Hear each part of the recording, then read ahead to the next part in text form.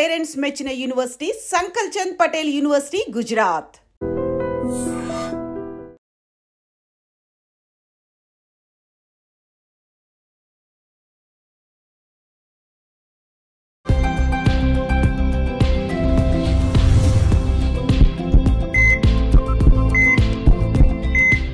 నమస్తే, welcome to healthy conversations with I dream media. నేను మీ Jhansi. So ప్రస్తుతం అంతా ఉన్నారు బృహత్ ఆయుర్వేద హాస్పిటల్ నుంచి జనరల్ ఫిజిషియన్ డాక్టర్ లక్ష్మి గారు. సో మ్యామ్తో మాట్లాడి అంటే ఒక ఇంట్రెస్టింగ్ టాపిక్ అనమాట. ఇప్పుడు మీరు ఏమైనా ఒక 4 రాళ్ళు వెనకేసుకున్నారా? ఇంతకుముందు 4 రాళ్ళు వెనకేసుకోవడం అంటే కొంచెం ఫైనాన్షియల్గా సెట్ అవ్వడం, బట్ ఇప్పుడు ఆ 4 రాళ్ళు కాస్త కిడ్నీల్లో ఫామ్ అవుతున్నాయి. అండ్ ఇప్పుడు మనం వర్షాకాలంలో ఉన్నాము, చాలా తక్కువ వాటర్ తాగుతుంటాం అందరము. సో ఈ ఇష్యూస్, యూరిన్ ఇన్ఫెక్షన్స్ కానీ ఇవన్నీ ఎక్కువగా వచ్చే అవకాశం ఉంటుంది. కాబట్టి అలాగే కిడ్నీలో స్టోన్స్ గురించి అవగాహన పెంచడానికి ఈ వీడియో చేస్తున్నాము. ఈ వీడియో తర్వాత కూడా ఎవరికైనా ఇంకేమైనా డౌట్స్ ఉన్నా కామెంట్ చేయండి, దానికి కూడా క్లారిఫికేషన్ ఇచ్చే ప్రయత్నం చేస్తాము. నమస్తే మ్యామ్. నమస్తే.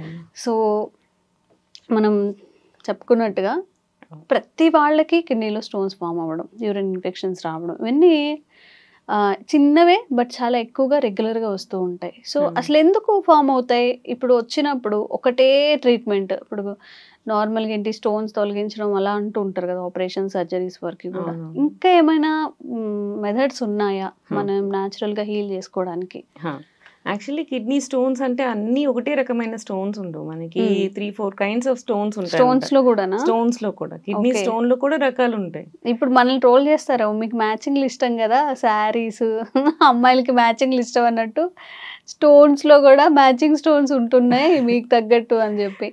అంటే 4 స్టోన్స్ అంటే సైజ్ వేరే ఉంటాయా లేకపోతే టైప్, షేప్ వేరు ఉంటాయి, షేప్ సైజ్ అన్ని వేరు ఉంటాయి అనమాట.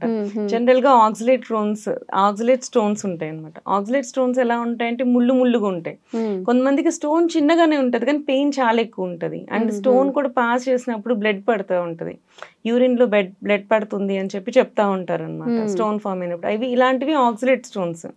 ఇవి ఏముంటే మనకి ముళ్ళుగా ఉంటాయి ఆ స్టోన్ అనమాట. మనకి ఇసుక ఎలా ఉంటది మధ్యలో గుచ్చుకున్నట్లు ఉంటాయి కదా, సో అట్లాంటివి. అవి చిన్న స్టోన్స్ ఉన్నా కానీ పెయిన్ ఎక్కువ ఉంటాయి.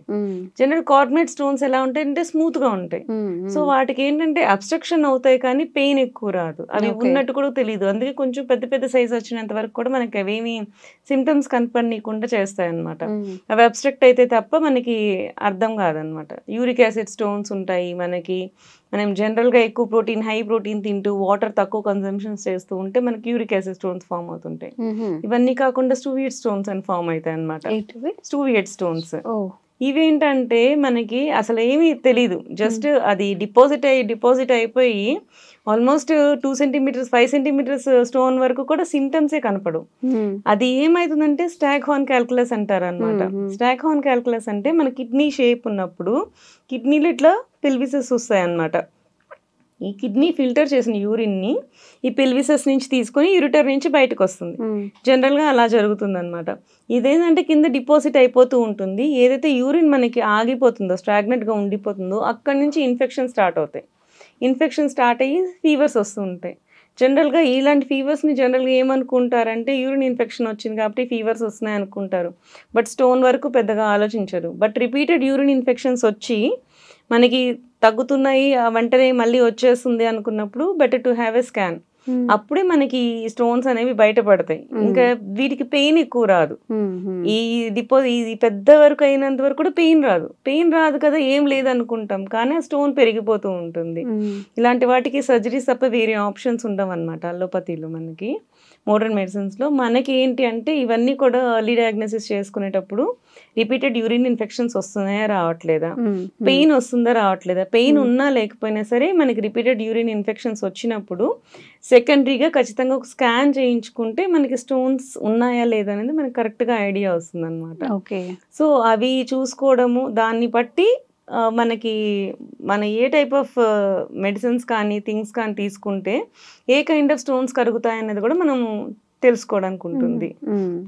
జనరల్గా ఏంటంటే ఆక్సిలేట్ స్టోన్స్ ఇవి ఇప్పుడు మీకు ముందు ఒకటి పెట్టాను, ఇవి చూడండి ఒకసారి. పల్లీరకాయల ముళ్ళు ఏంటి? ఇప్పుడు వీటితో మెడిసిన్ తయారు చేస్తారా? ఓకే. నార్మల్‌గా టెంపుల్స్‌లో గాని ఎప్పుడైనా ఆడుకుంటున్నప్పుడు చిన్నప్పుడు ఎప్పుడో పల్లేరుకాయలు ఉండేవి కదా! అలా గుచ్చుకుపోయేవి. బట్ అవి మెడిసిన్ కోసం యూజ్ చేస్తున్నారట. అండ్ ఇంకొకటి కూడా ఉంది కదా! పల్లేరులో కూడా 2 రకాలు 2 ఉన్నాయా? రకాలు ఉంటాయి. ఓకే. ఇవి చిన్న పల్లేరు, ఇవి పెద్ద పల్లేరు. ఓకే. ఇది కొంచెం ఏదో సైజ్ పెద్దగా ఉంది. ఆ. అంటే ఇది డ్రై అయిపోయిన తర్వాత కొంచెం ఫ్లష్ అలా మిగిలిపోతుంది కదా! అట్లా ఉంది. ఓకే. ఈ రెండిటిని కిడ్నీ స్టోన్స్ కోసం యూజ్ చేస్తారా? కిడ్నీ స్టోన్స్ కోసం యూజ్ చేస్తారు. యూరిన్ ఇన్ఫెక్షన్స్ ని తగ్గిస్తుంది ఇది.